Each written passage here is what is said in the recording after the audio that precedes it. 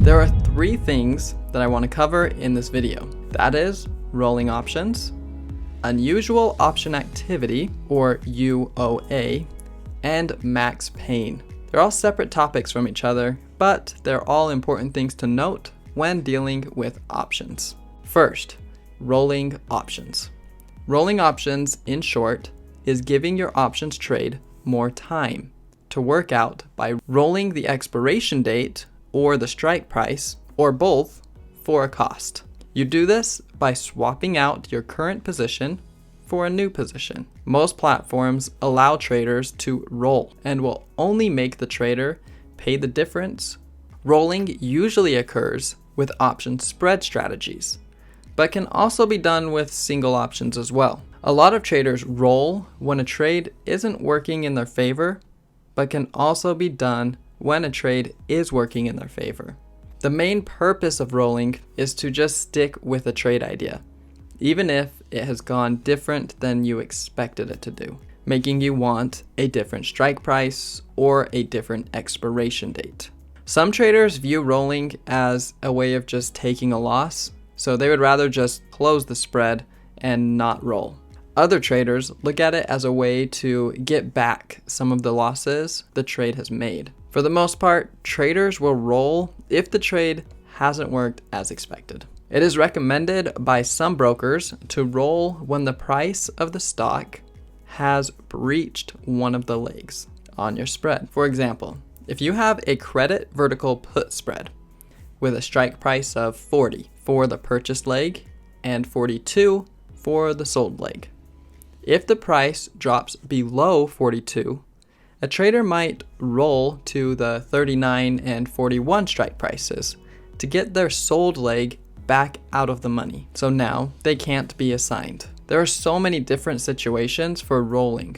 Just know it is an option if an option trade does something you weren't expecting.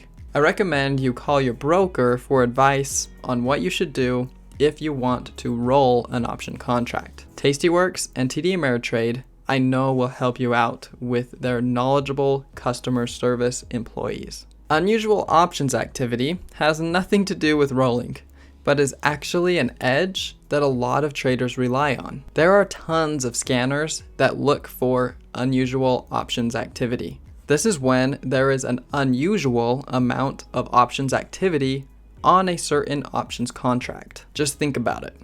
If you see a few thousand options contracts being purchased that are way out of the money and have a close expiration date, doesn't it raise some level of awareness? For example, say you saw $1 million worth of calls being bought at 30 cents per contract with a $20 strike price, and these options expire in 4 days. Let's say the stock is currently at $13. This might raise some kind of concern that someone knows something significant about that stock.